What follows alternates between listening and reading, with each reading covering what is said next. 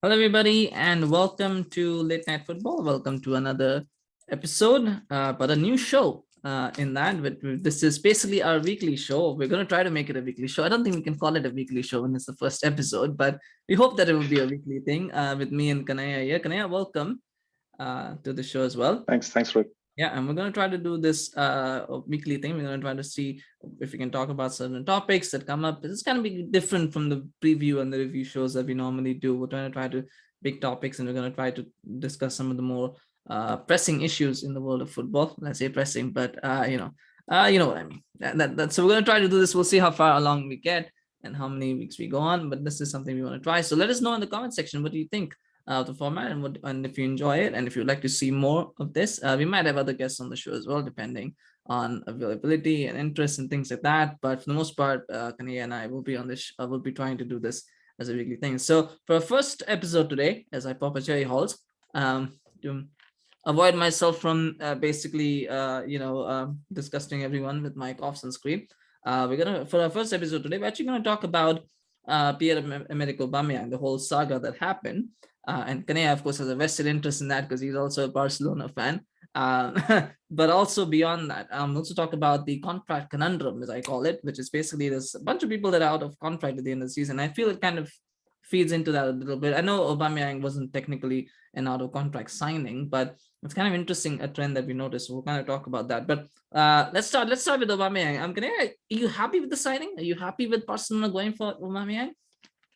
I think if you go through our previous episode as well, we did talk about. I really don't know how Barcelona has kind of thought that it's kind of they've gone fishing in a way, and then they've without too much money, and then they're like, how can we get people on players that are on sale in a way where they've completely fallen out of favor in their own existing clubs, to that extent that they're just traveling to the place, like Aubameyang traveled to Barcelona even when there was no indication that he's going to get signed and stuff. So it's more like, almost it feels like a safe haven, Barcelona right now, for all the players that are kind of fighting for places, because Barcelona needs players as well, but then they can't sign like big players with by spending big money.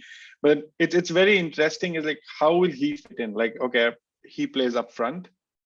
You have they also signed Adama Traore from Wolves. So it's all about kind of how Xavi allows this to settle in, and how does he get Aubameyang. And also my main thing is, which Aubameyang is he getting? Is he getting the one that was the goal poacher, or is he getting the one who's like, I didn't have an option and you got me, I'm gonna do what I'm gonna do? So in that way also, I'm like kind of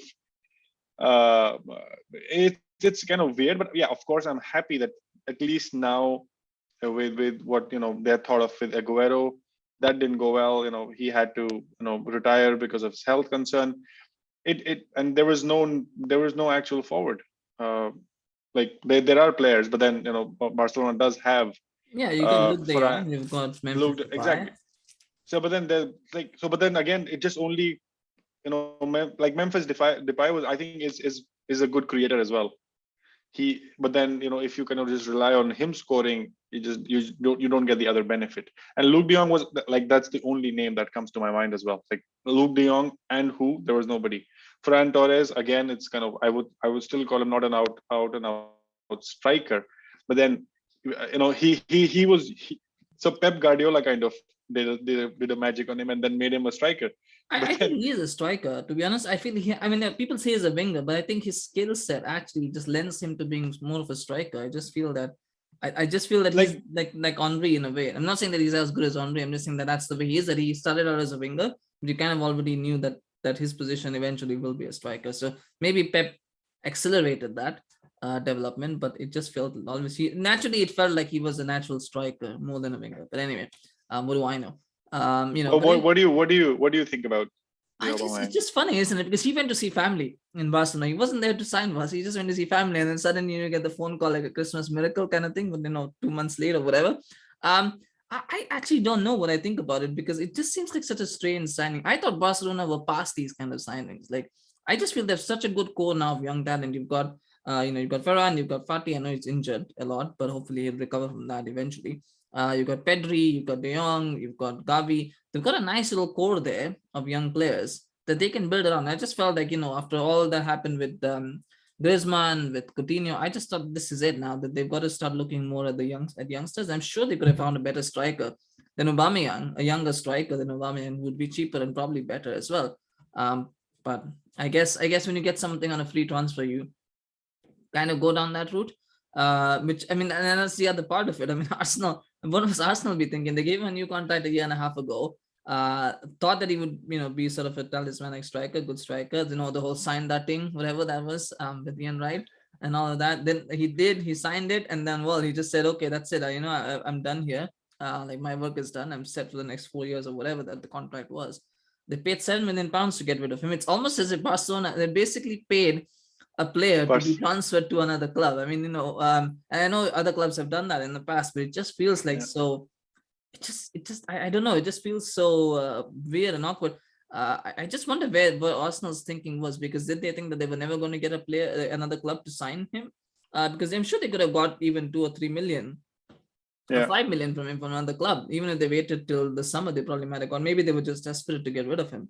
And maybe I think the wages were the problem. I think that's why the 350,000 pounds per week, and 18 months still on the contract. I think that was the big wage that they wanted to kind of get out of.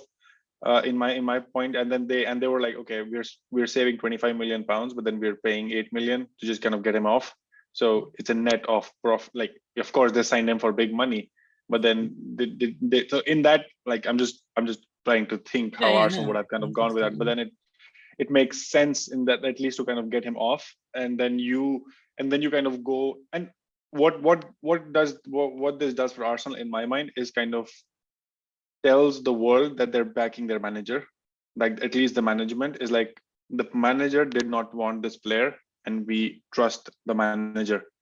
This makes it easier for the other players to kind of know that they can't dictate with this manager, because even if they start crying that oh, we're not getting placed and stuff, this manager is completely backed. Whatever he does is the decision, and that's going to stay.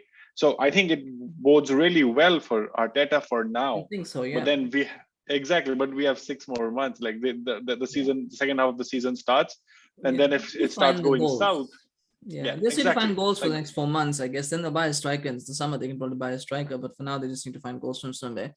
Final question on this, because I don't want to dwell too much on it. So a lot has been talked about, a lot has been spoken about with this, and it's an interesting saga, but it's also one that it'll take a while for us to wrap our heads around. Maybe Aubameyang will go and now score 10 goals or 15 goals in the next 4 months, and we were like, whoa, where'd that come from? But what's interesting about this whole thing from Barcelona's well, I mean, first of all, from Arteta's point of view, of course, he's got rid of a player that he didn't want. But Barcelona's point of view, is this a change in the style of the play? Because now they've signed, they signed Ferran, who's not really a technical. I wouldn't say he's like I know he played from the Pep, and I don't know if he has. I've not seen much of him to know if he's got a good passing range. I think he's more of an old-fashioned striker, in that mode. I'm not sure. Maybe he is a technical player. Probably he is technical with his Spanish, but anyway, they've got Adama Traore, who's more of a pacey, counter-attacking player. They've got now Aubameyang, who's also more of a counter-attacking player. They've got Luke De Jong, who I think is more of a, bit in the box and score headers. I mean, you probably know more about that than I do, but he just strikes me as this kind of person who's not really not necessarily very fast, but he's someone who, and not necessarily someone who links play up, but he's someone who can get you goals at crucial moments. Is that a change in style for Barcelona, going from the more technical possession-based approach to maybe a more faster counter-attacking style? I think this changes, like, the players that they've got in now. I think they just look more dangerous on paper, like, with the experience or what they've done previously. Like Memphis like, if I would look at the squad, I would not see anybody else except Memphis Depay to be the dangerous player. Like, you have Pedri, of course. You have and you had Pedri, you had Torres, but they don't kind of look menacing. They don't like look kind of a defender who could be, who a defender would kind of be a little scared of, or kind of not scared, but then kind of wary of the movement or the physicality in a way, and then kind of know that they could do something that they're pure skill and craft, like, and they're young players who will become great, but then they just need to kind of, they need time. Barcelona has, fallen from after Messi leaves a club, that you will see the difference, and we have seen the difference. Like when people would say, "Oh, Messi is nothing," when in Barcelona, it's not about there, it's all about the other. Why do we only keep on talking about Messi and stuff? But you could see the difference. They've tried, and it will be a struggle. It won't like it. Like look at look at Real Madrid as well. When Ronaldo left, it took some time for Benzema and now Vinicius Junior to kind of tie up, and now look at them scoring goals. Like nobody's kind of saying that, oh, did they have the best striker or the best goal scorer before, and they're scoring goals, they're fine, but it just takes time. So I would say that Aubameyang and Traore, they just look, and with Memphis Depay, just these three names itself, they just look more menacing.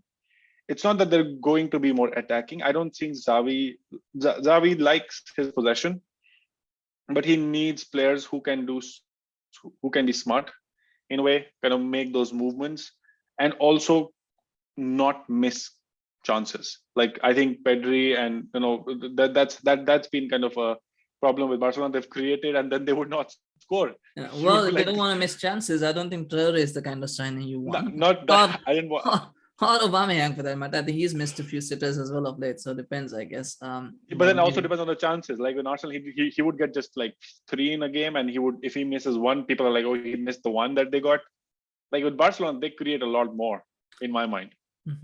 Yeah. So I think they're just looking at somebody who can also be a face, or kind of allow the youngsters to learn from, because who is your reference? Like also in a team that you need the youngsters to look at somebody. They can't look at PK. He's a defender. Alaba. Again, these are all kind of players who have had who passed their peak, and then you need players. And of course, I'm not saying Aubameyang is kind of young, but then I'm trying to say that he is still. He's not kind of past his prime in that sense. He could not. Arsenal was like, okay, a good stepping stone for him. He did start to kind of deliver upon it, but he kind of fell off. And Traore as well. We've seen how Traore kind of bursts into runs, and the defenders are like scrambling. Yeah. He is really aggressive, and that. But then, of course, the end product or how that works, that's a different question. So I feel that they're gonna stay in. The style remains the same, but they just look more menacing on the paper finally. Yeah, maybe time will tell how they all gel together and how they work together. Maybe a Europa League win this season is possible for Barcelona. I think they could win that. I definitely think they have the ability to win that. So we'll see how that works. It's one tournament that Barcelona had never won, by the way. They've never won the Europa League, so there's something to probably check off the list as well. Join that elite list of clubs that have won all 3 European trophies. I think there's only 5 teams or 6 teams that have ever done it. So it would be nice to see if Barcelona can join that list. Real Madrid are not on that list, by the way. And they will Manchester United is. So Manchester United is. Barcelona. Well, actually, technically now there's 4 tournaments, right? Because there's a Conference League as well to be won. Yeah. We still talk about the 3.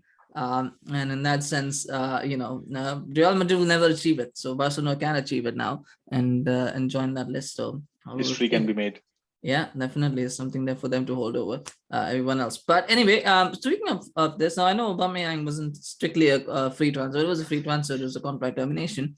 But something that I've noticed a lot is, of course, the fact that we know this year there's a lot of players that are out of contract. Now, I know, I think when you look at the list, I think it's probably Mbappe is probably the only sort of A-list player in that list, and you've got a few nice, like a few good players in there that could potentially good players in there, and then there's a whole bunch of mid-table players, like you've got Jesse Lingard, you've got Paul Pogba, you've got James Tarkowski, guys like that, mid-table players like that. I know it's a dig, but I make a dig, I really like that one. I'm gonna get help for that, but anyway, it's okay. If anybody's listening to this far, but do you see this as a one-off trend now that where there's so many players that are kind of out of contract in this season, or do you think this is going to become a trend that's going to continue with players? I think it's more like what COVID has done. to how COVID has impacted these clubs like as a whole. Like if you look at the wages and how they've been kind of structured, you hear a lot of from all the managers like, these are astronomical wages. This is crazy.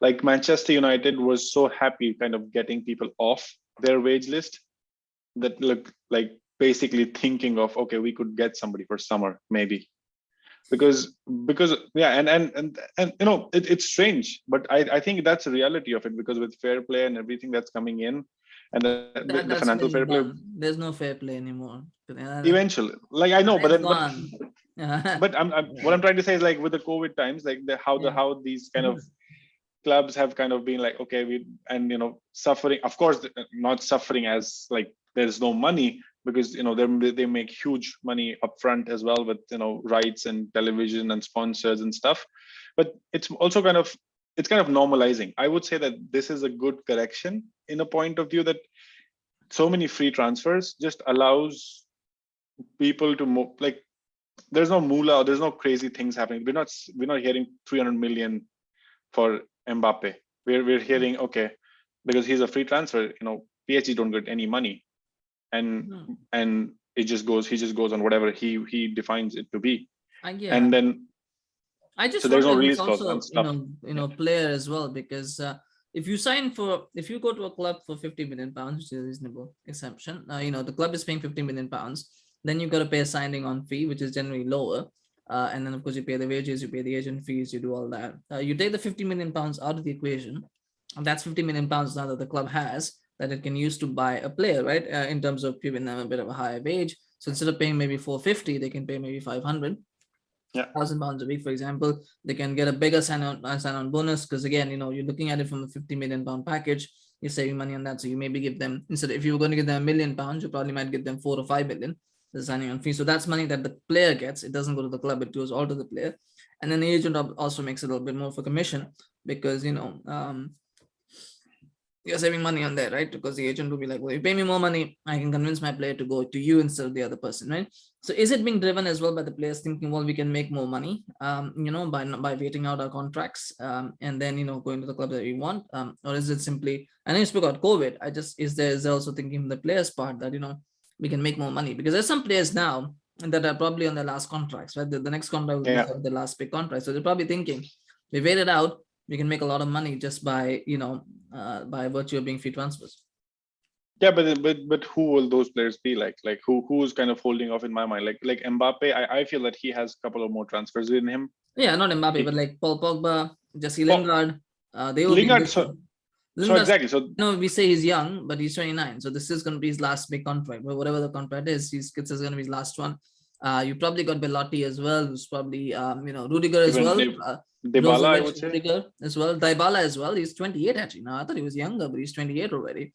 So Lacazette as well, probably last contract as well. I know these are not big names, so to speak, but it's possible that the whatever contract they get next, it will be their last. Exactly.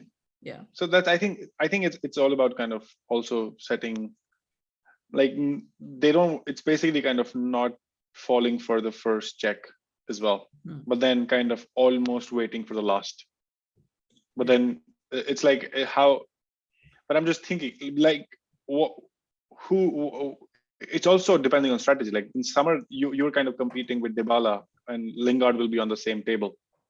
Yeah. Like, and you're kind of with Paul Pogba, and when you have does it make sense that you wait it out and kind of get on to the last day, or do you kind of be like, okay, let's sign a so in my mind, what's really happening now is that these players and these agents are already speaking to a lot of clubs. Yeah, well, they can speak to clubs outside of England, outside their home countries, rather. Exactly. They're in, they can speak outside of that. So they probably are already doing that. There might already be some agreements that were signed already. Exactly. So I think know about. But it's just a matter of, I don't think it's about waiting till the end, but it's just more about the case of trying to get a big packet that they otherwise wouldn't get. If they went on a transfer fee, because the club is already taking that out of the equation, right? Because you've got to think of it as well. It's the same that's happened with Sanchez, right? Sanchez got a massive amount of money because he was a free transfer, and they saved it. And in Woodward's, accounting mind, is like, oh, I've got 24 million pounds that I say now I can put it towards, Sanchez, and I can give him 24 million pounds, which is kind of what happened. And I suppose that's what the players also, But maybe they looked at that, and maybe, the other players thought, hey, that's a good idea. Actually, we can do the same thing. If we're saving the club 50 million pounds, we can get a bit of that money, right, for ourselves.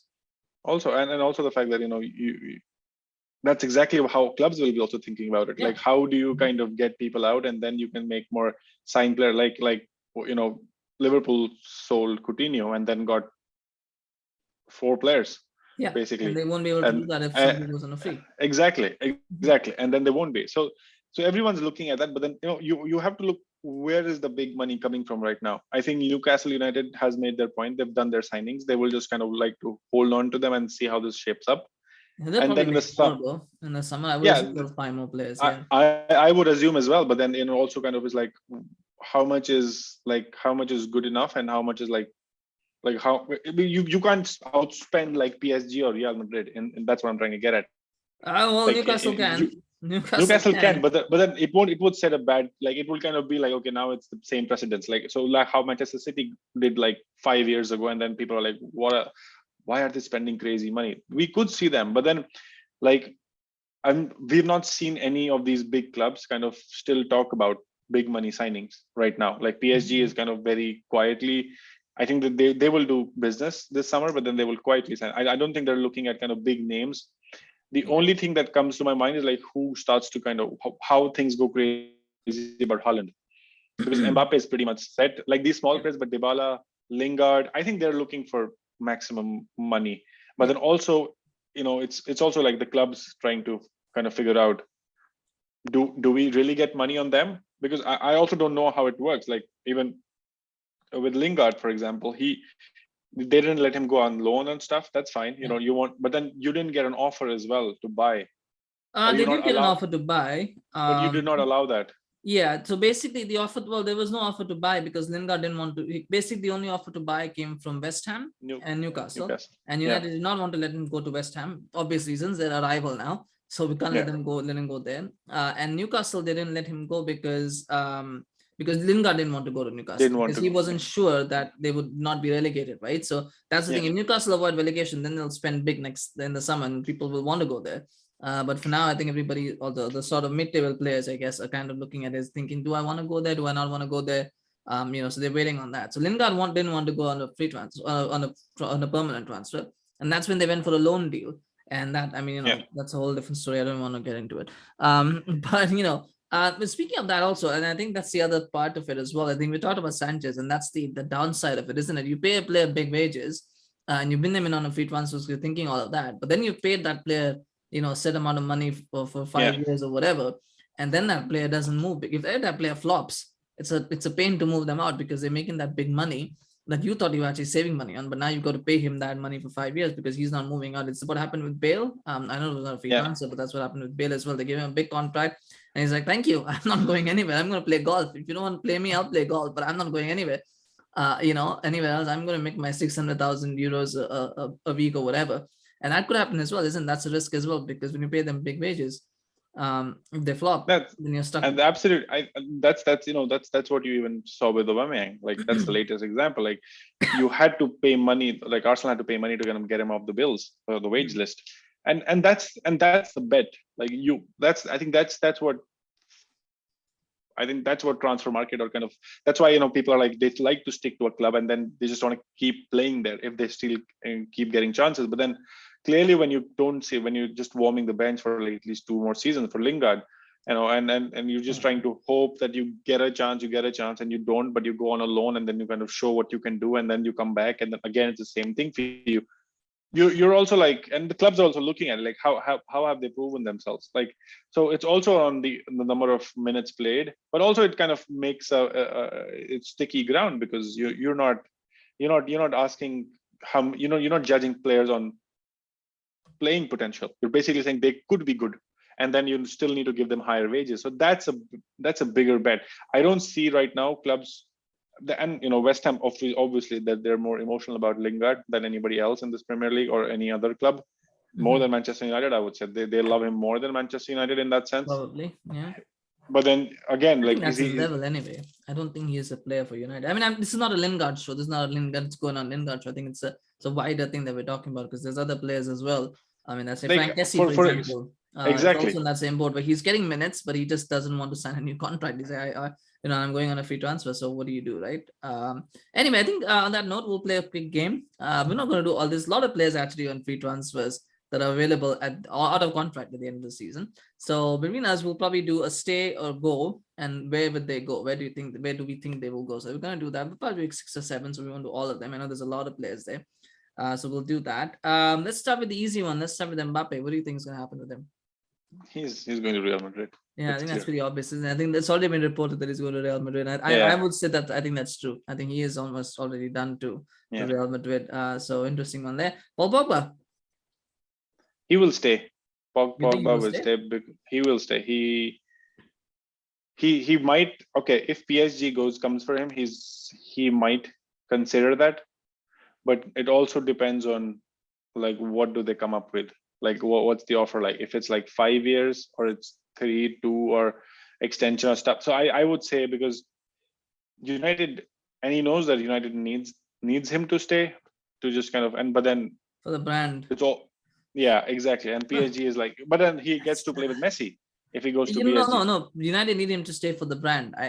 To be honest, with the Pogba, my biggest nightmare is that apparently United have an open offer on the table. They put an offer on the table for him. There's an offer for him to sign, which is £400,000 a week, and he wants £500,000 a week. That's basically what he wants. This is rumors. I'm not saying this is true. This is what rumors are. And my worry is that United are going to do something stupid. If they end up in the Europa League, they will do something stupid and they will pay him £500,000 a week just to try to make him stay, because they're going to lose out on money. And so they're going to be like, well, we need to protect our brand. And that's literally what they want Pogba for. They want him for the brand. I don't think he should stay at United. I hope that he leaves at the end of the season for the sake of his own career, for the sake of United. I hope he leaves, because it is not worked out for 6 years, and there's really no chance of it working out. But I mean, you know what? I don't know what to say. I don't want to jinx it. I don't know what to say. But I hope he leaves, and I hope he goes to PSG. I think PSG will be speed. I don't think Real Madrid will be interested in him. I don't think he's a Barcelona player. I can't really see anywhere else. Maybe Juventus. They like free transfers. They might take him. Maybe depending on the salary, because if he's asking 500,000, Yeah, exactly. Get that. It also depends on So there's probably PSG. I think where I hope he goes there. He'll win a few trophies as well to enjoy the last days of his career. All right. Let's talk about Paulo Dybala. Where do you think he's gonna go? Is he gonna go? Is he gonna stay? I think he will stay. I feel that he knows he's more important now, because he's their kind of creator, and he's amazing. There is no, the way he plays, he's like unplayable almost on his best days, and it's like the Argentine. And he has now, isn't he? Yeah, exactly, and he now has Vlahovic to kind of feed.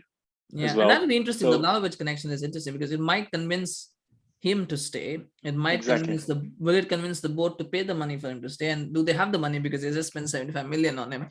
Do they have the money, right? And that might also mean, if they do sign him on a new contract, then that might mean Paul Pogba is not going there, because I don't think they have the money for all of those deals. I think they're hoping for the Spurs transfer that they're going to kind of Kulusevski and Bentancur. I think that they're hoping that they will. Kulusevski is a permanent transfer, so that's already been. Yeah, like on the Bentancur is a loan with sort of a trigger buy option.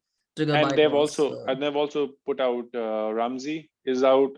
They might even put out, I think so, loan, and I think there is a buy option there. I think that could change. Option, yeah. Though I generally don't like the loan to buy option. I don't generally consider them as done, because we wait until it's done. Yeah, exactly. The loan with obligation is different. But I'm just thinking about, where do they get the money? So they have like options if this kind of gets in, and it's not like they don't have the money, but it's more like, do they see Dybala to be the main man, or kind of do they want Pogba back? Also, that could be a question. I think he will. It's difficult, isn't it? I just feel like he will stay because of lack of options, because I don't see what club would want him, where his ambitions would be fulfilled. Because if you're looking at it around, Bayern don't need him. Again, Barcelona, Real Madrid don't need him. Will he go to another club in Italy? Maybe Milan. Might if they have the money, they might want him. Maybe Milan. But other than that, I don't think in the Premier League he's not going to go to any of the top 4 clubs in Premier League. By the way, top three, and then you got Spurs, Arsenal as the next two, and I don't count United in the top clubs anymore.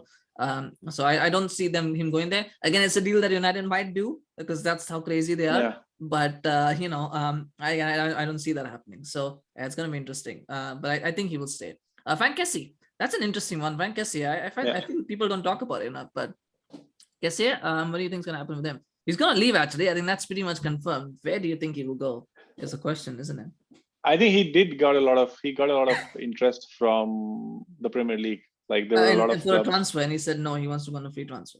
So exactly, and and they were like so he's kind of very clear on. I think, but he likes to. I have a feeling he will come to Manchester. I have a very strong feeling. Which one? The red or blue? The red, not the blue. Because of maybe because of Zlatan. Maybe because I don't know if Zlatan Zlatan likes United anymore. I know he does. That's not. It's not about him liking it or not. He will just kind of be like, just follow me, what I did, and in that sense, and he was in United. But I do see him. I do see him kind of leaving. Yeah, he is leaving. That's confirmed. He's already said he's leaving. So I think in my mind he goes to Manchester United. Yes, it's again logical deal that United should do. So they won't do it. Because that's how it works. They want Rice. United want Declan Rice. That's all they care about at the moment. I think Kessie will leave. I think City need a CDM, don't they? And I don't know if he plays as a proper CDM. I think he's more of a box-to-box midfielder. But maybe Pep can convert him into CDM if he wants. I don't know if that will happen. But I think Premier League is probably where he's going to go. I think might be Spurs because Spurs, there was interest from Spurs. So there might be Spurs interest. Arsenal also need a midfielder. So there might be interest. I just don't see him going to United because it's such a logical deal that United should do that I know that I just know they're not going to do it because that's just how it works, doesn't it? With United, it's like whatever's logical is not going to happen. So you never know. Now we have Woodward is gone. We have new management. It's the same. And Ralph is a consultant. Yeah, Ralph is a consultant who's already been told that he wasn't going to get two midfielders that he wanted. So they did it. So I honestly, and maybe that will be our next weekly show. Maybe that can be our next weekly show talking about United. But anyway, we'll continue. Frank Kessie. I don't know, Rudiger, another one, very interesting. Chelsea fans might be interested in this one. Rudiger, do you think he's going to sign a new contract? Do you think he's going to leave? I think he will sign a new contract. I think he's in such good flow with that team, and the way he kind of leads, for that, and Tuchel needs somebody like, okay, you have, he in his partnership, he has some players as well, but then he's a leader. You can't rely on the pairing that he has with the Chelsea defender that the one came from PSG. I'm forgetting his name. Thiago Silva. So Thiago Silva, yeah. So Silva basically. So Silva is. So I feel that it's still going to be him, and he will like to stay here. So unless he kind of sees that Chelsea's lackluster form kind of starts, like unless Bayern, I think he came from Bayern, right? Or he came? No, not from Bayern. He came from the Bundesliga, but not from Bayern. Schalke. I think he came from Schalke. I think he came from. So I think he came from Schalke. But yeah. So again, in my mind, is more like he could go to Bayern, and that makes sense for him. But more or less, I think he stays. What about you? What do you think? He started actually at so he's been at Stuttgart. Yeah. I'm looking at that, but was that Roma? No, he went, but then Stuttgart to Roma and then Roma to Chelsea. So yeah, okay. He came from the Serie A. I actually think he will leave. I'm just going to be compared and say I think he will leave. And Bayern is an interesting one. He's German. He's a good German player. We know Bayern like their German players. So Bayern is an interesting one. It might be Bayern because Bayern are going to lose a centre back in the summer. So they will definitely look for one. So it might be possible that he will go there. I'm not sure if the Sula is a starter or not, but they might need him for that. Other than that, he might go Real Madrid. Maybe Madrid. Although I don't think Madrid need a centre back unless they switch to back three. I don't think they need a centre back. But Barcelona need a centre back, and they might switch to back three because they don't have any good centre backs, to be honest. I mean, they've got some good young centre backs, but they don't really have any like those established kind of in their prime kind of players. So Barcelona would be an option for him as well if they have the money. So I think where would he go? I'm just gonna say Bayern Munich because I feel like that's just such an obvious one, isn't it? That there might be interest. I think we might go to Bayern Munich. That's probably what I'm thinking. But he will leave Chelsea. I think I just feel that that's gonna happen, which would be sad. I will do three more and then we'll stop. Ousmane Dembele, the name that you know simultaneously brings fear in the hearts of Barcelona fans. The only player who can make Barcelona fans be scared, and also opposition fans be scared that he's going to join them. So you know, he's going to leave. That's for sure. The lines have been broken. The I question is, think where does he go? I think it's for me. It's he would go to Chelsea in my mind. It's again a logical thing because of his the Bundesliga relation connection. that the Bundesliga connection and Tuchel with Borussia Dortmund and yeah, that's a good challenge. But again, will he fit in? Will he How? stay fit? Forget about fitting in. Uh, Will he stay fit? yeah, but that's kind of fitting in with the fitness level that is required at a Yeah, club it's a like yeah, and also at a manager like Tuchel who kind of really demands. He's like yeah, yeah. he's not a pushover, and that's going to be interesting. But yeah, what do you think? You know what? The question is whether Tuchel will still be at Chelsea this season. We don't even know that because we don't know with Chelsea, right?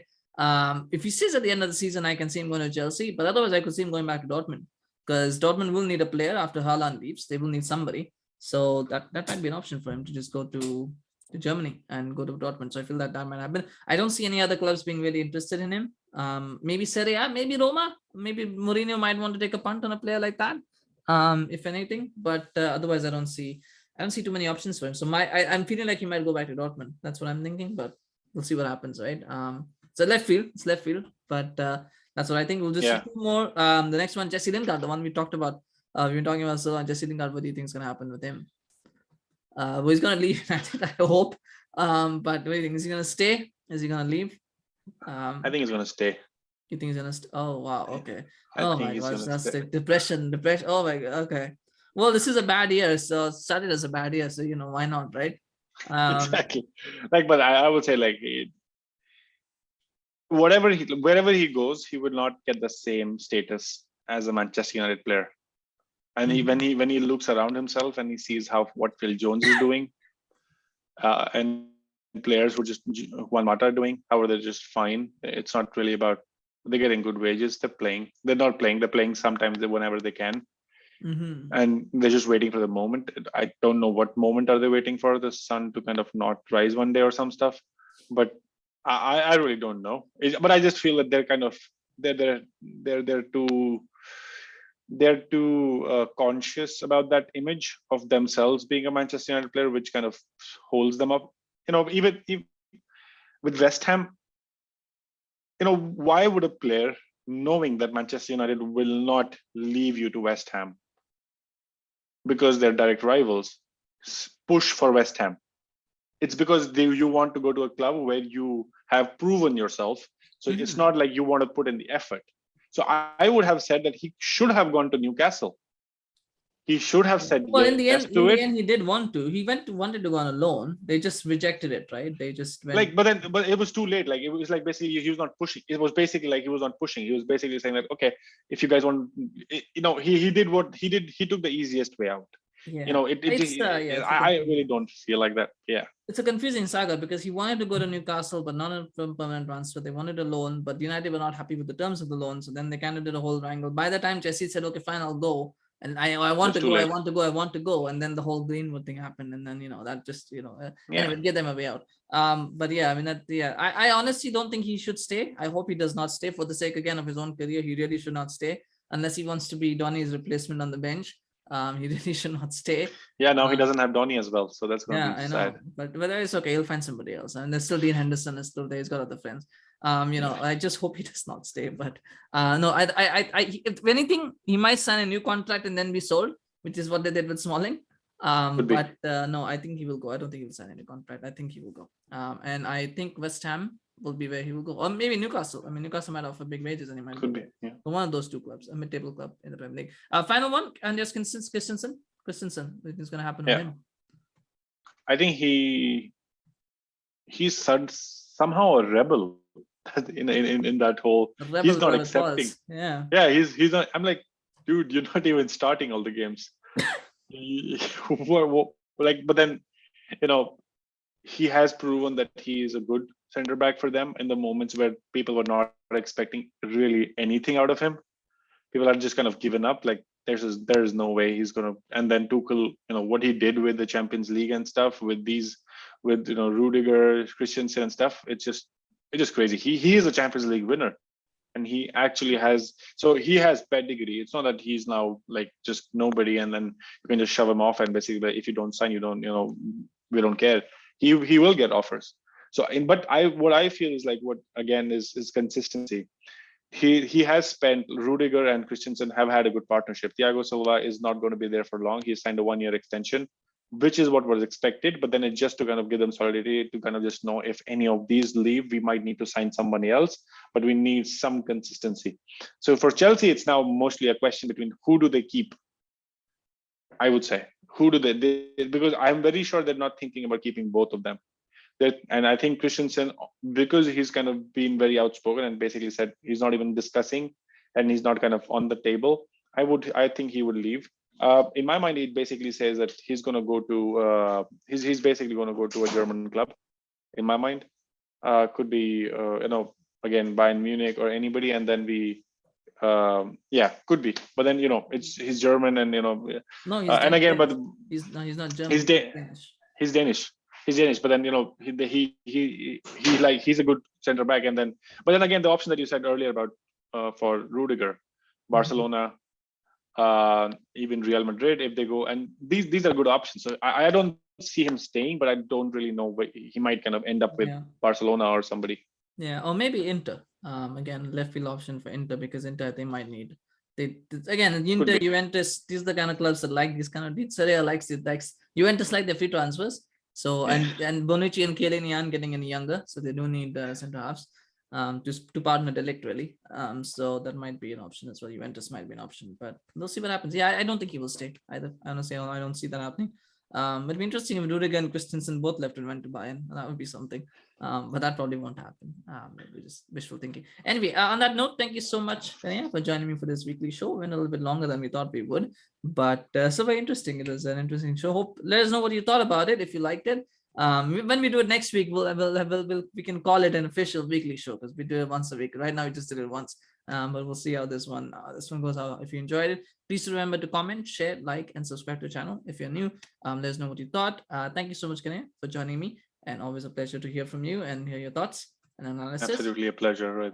Yeah, and all the best for tomorrow. We've got a big game tomorrow. Yeah, those are the big games nowadays when you play Middlesbrough, but it is actually a big game. It is actually a big game. Unfortunately, it is a big game for United season. So we'll see how that one goes. But yes, all the best. Enjoy the rest of your day. Have a good day or night, whatever time you're watching this, and we'll see you again very soon. Bye-bye.